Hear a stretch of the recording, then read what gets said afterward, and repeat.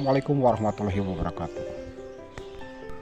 Memang benar kata orang, ternyata ada banyak sekali manfaat dikala kita memelihara burung, apalagi dengan cara dibudidayakan. Di video ini saya akan sedikit bercerita mengenai tentang hobi saya. Tidak hanya sekedar burung yang saya sukai, bahkan semua binatang pun saya suka.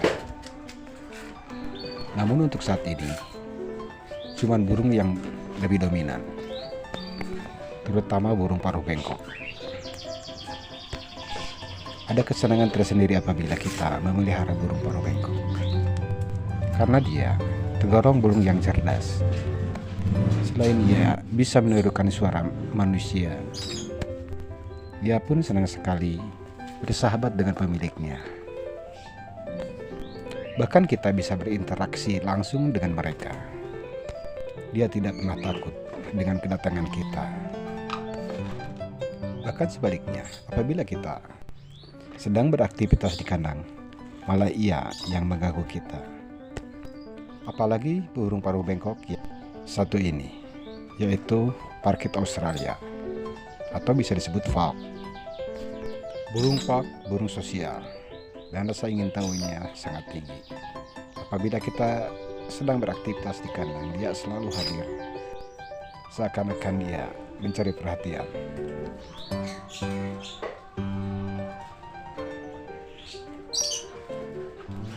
Sobat Kicau, dari semenjak tahun 2015 saya menyukai burung ini. Bahkan dahulu cara breedingnya memakai kandang soliter. Namun akhir-akhir ini saya rubah dengan cara sistem koloni. Terus terang karena saya berangkat dari hobi, di situ ada rasa kekhawatiran atau kasihan terhadap burung itu. Jadi saya tekankan, saya rubah dengan sistem apiari ini atau koloni. Dia sekarang merasa bebas, tidak merasa terpenjara seperti dahulu. Bahkan dari kesehatannya semakin terjaga karena dia banyak bergerak, terbang ke sana kemari dan berjemur sendiri, mandi pun sendiri. Namun ada sedikit perbedaan dari proses produksi. Memang kalau di koloni ada sedikit penurunan. Beda halnya dengan cara kandang soliter. Jadi dia bisa fokus untuk berproduksi. Namun kenapa saya saat ini malah memilih cara sistem koloni? Ya, itulah tadi.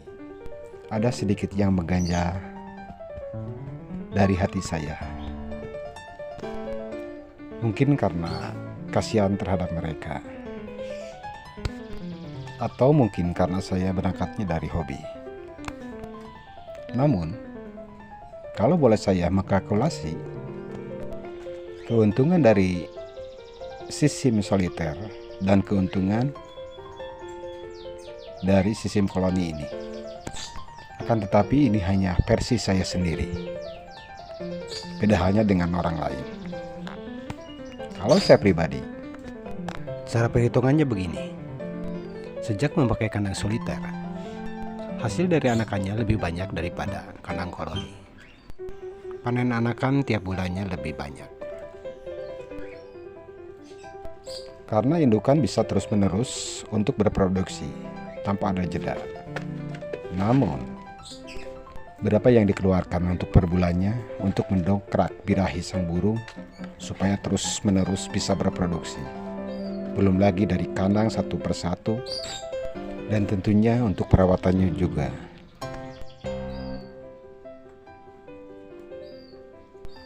Itulah menurut saya. Dahulu saya memakai kandang soliter. Nah sekarang, semenjak saya menggunakan kandang koloni, untuk produksinya memang berkurang. Namun indukannya awet dan selalu fresh. Dan lagi dari pakan. Untuk pakannya lebih irit dari kandang soliter. Dahulu, semenjak kandang soliter, pakan-pakan itu banyak yang kebuang.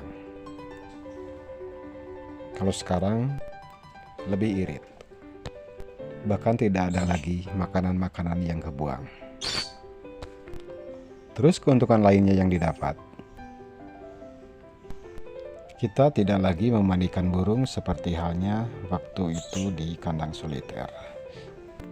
Terus kita tidak lagi untuk berlama-lama di kandang, hanya sekedar membersihkan burung satu persatu untuk membuang kotorannya. Beda halnya dengan sekarang, kita tinggal ngambil selang, lalu semprot. Setelah itu kita bersihkan, selesai. Dan walaupun saat ini kita berlama-lama di kandang burung, kita tidak lagi untuk bekerja. Kita hanya untuk bersenang-senang, bisa berinteraksi, bisa bercanda dengan burung-burung yang ada di kandang koloni ini.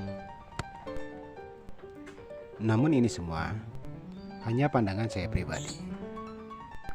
Tentunya kalian bisa dipertimbangkan lagi dan disesuaikan dengan kondisi dan selera kalian. Dan tidak ada salahnya, boleh kalian coba dua-duanya, supaya kalian bisa mendapatkan pengalaman dan bisa menentukan salah satu dengan cara apa kalian yang disukai.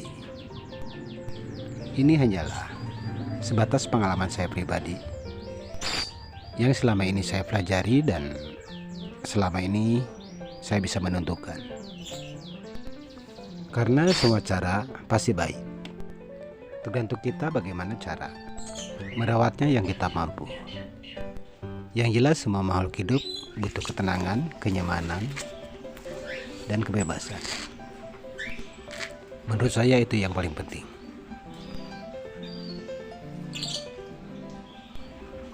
Ini bos, salah satu contoh. Ketika kita sedang beraktivitas di dalam kandang, burung-burung kita selalu menemani. Dia seakan-akan ikutan sibuk. Inilah salah satu kebahagiaan saya. Rencana saya akan buatkan satu gelodok lagi untuk cadangan. Sementara di kandang koloni ini ada burung-burung yang lagi siapan.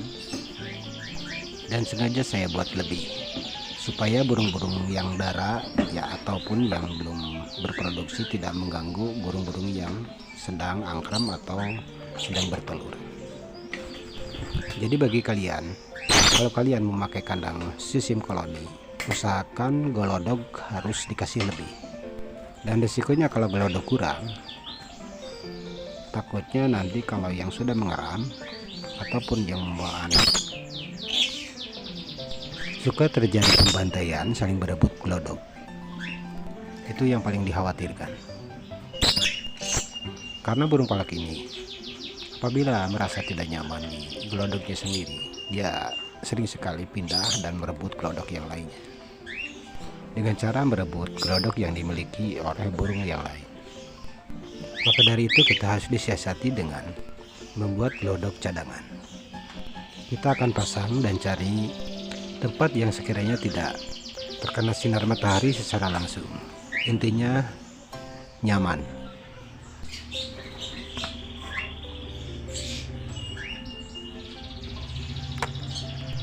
Saya akan taruh di tengah bosku. Oh iya bosku, di video yang lalu saya mendapatkan beberapa pertanyaan mengenai jumlah burung palak milik saya. Di kandang ini ada 30 burung palak, yaitu 15 jodoh. Dengan ukuran kandang 4 meter persegi dan tinggi 2 meter. Cuman yang produksi hanya 12 jodoh. Yang 3 jodohnya masih darah. Karena tidak hanya burung palak saja yang saya punya, makanya untuk burung palak saya batasi. Ada juga burung paruh bengkok jenis lainnya, seperti nuri dan parkit. Namun itu beda kandang. Dan ada juga burung kenari. Itu pun saya batasi, karena takut tidak keurus.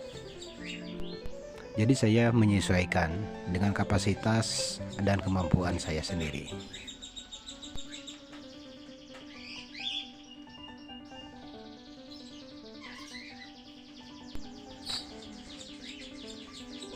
Oh iya bos, mohon maaf untuk para senior. ini hanya sekedar curhat ataupun bentuk edukasi untuk para pemula yang saat ini baru mau belajar untuk budidaya burung paruh bengkok, yaitu falk. Mohon maaf yang sebesar-besarnya apabila ada salah kata. Mudah-mudahan video ini bermanfaat, dan terima kasih sekali untuk kalian yang telah mendukung channel ini. Mudah-mudahan kalian selalu sehat dan diberikan kelancaran ilmu maupun rezeki. Sekian dan terima kasih. Wassalamualaikum warahmatullahi wabarakatuh.